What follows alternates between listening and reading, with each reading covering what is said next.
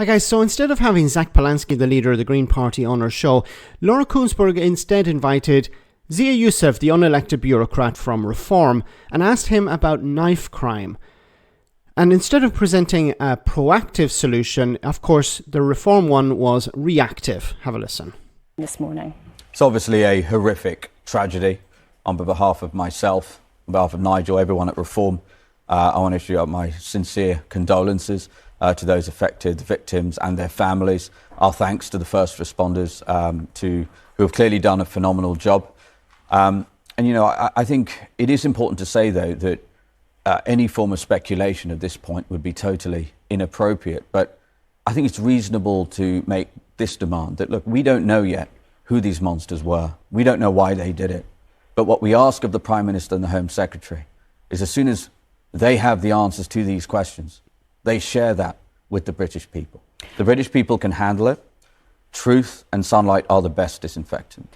And the Defence Secretary has told us he expects the authorities to release that information as soon as they have it. And we may indeed hear from the police before 10 o'clock while we are on air.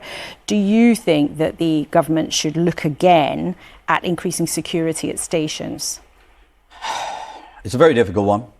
I think imposing enormous friction in the day-to-day lives of people who are law-abiding, who are good people, as a result of the actions of a tiny minority is always a very difficult thing.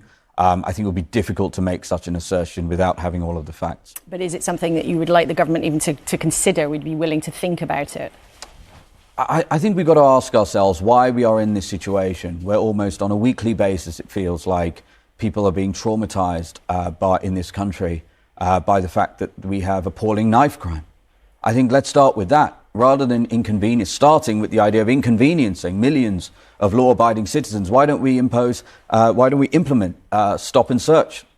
Something that all of the preponderant academic research, cross-culturally, all over the world shows if you do stop and search to saturation, deadly weapons of every sort get removed from circulation. Let's start with that, and that is how we keep British people safe. The Home Office, though, this week actually said that knife crime has actually gone down, and according to the latest figures, and the latest figures for the NHS hospitals, of course, who admit people who have been victims, also show a 10% fall. Those are the very latest figures.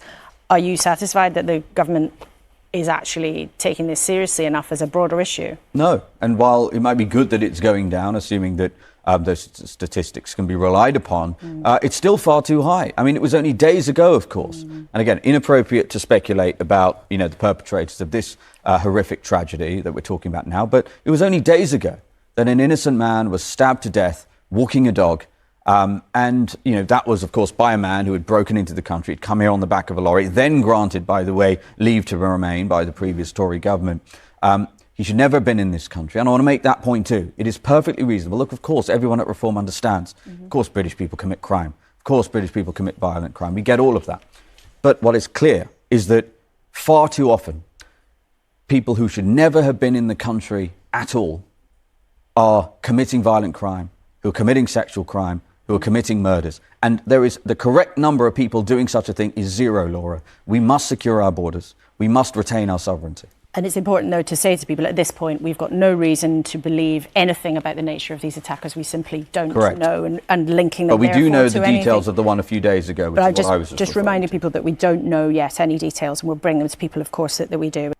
Okay, unfortunately for Reform, it turned out that the two individuals involved were British-born. So you notice here the reaction is always, we need tougher punishments. We need stop and search. It's never a proactive one. Let's look at, why are young men carrying knives? Why are they engaging in knife fights in the street? Why is this happening? As opposed to, we need to act in a tough way. We need a reactive approach as opposed to a proactive one. He was talking here about saturating the country with stop and search. So stop and search has been criticised as it focuses mainly on the black community and not on for example, on the white communities. But knife crime is not limited to the black community. Young white boys carry knives as well, but they're not being stopped and searched in the same way. So easy talking about saturating the entire country with stop and search. Then you're going to need more police officers, and you're going to have to invest in public services, something that Reform don't want to do. So on the one hand, they're saying we need to invest more, but on the other, they're selling the idea that the state is too big and it needs to be downsized. Now, we never hear why young men are carrying knives. What has happened in order to create a situation like this? And unfortunately, we have to go back to what the Tories were doing. The Tories have to take responsibility for this. Poverty and deprivation are major causes here. Cuts to youth services, social programs and community centres, especially since 2010, and the austerity that the Tories imposed meant that there were no facilities for young people. And if there are no facilities, then they'll find something to do themselves. Cuts to policing as well. In England and Wales, police officer numbers fell by 20,000 between 2010 and 2018. Youth offending teams, part of the police service, outreach workers, and early intervention projects also suffered funding cuts. So young people were abandoned because the police either didn't have the numbers to facilitate support for them, or that there were no services available. There are other issues, drug culture and gang culture, where you have different groups organizing in cities, and then they expand their reach beyond those cities into smaller towns, and then where they meet in the middle, maybe in a village or a town, they engage in conflict. But if you have proper policing and outreach programs, you can prevent that. Also, young men in particular don't carry knives because they want to attack anyone, but out of fear that they will be attacked themselves. And many of them believe that everyone is carrying a knife, so they feel that, well, I need to carry one myself in order to defend myself. And this creates a vicious cycle. There's also the problem of culture as well, this toxic masculinity culture that is pushing the idea that you're a cool guy if you carry a knife.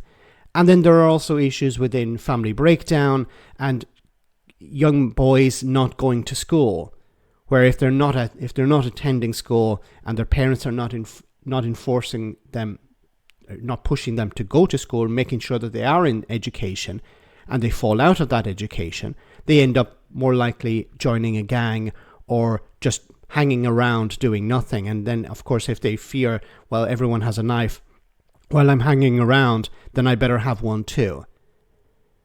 So the reaction from Reform, of course, is, well, we need more policing. We need to be tougher. We need to punish these people. Instead of actually looking at the core problem here, which is austerity, cuts to public services, cuts to the police. And you're not going to really get any different approach from Reform. Why? Well, because most of Reform is made up of ex-Tories, the same people who backed these austerity cuts. So while Reform may talk tough, in reality they support more austerity and more cuts, which will result in more crime. Let me know in the comment section, guys, what you think, and I'll see you in the next video.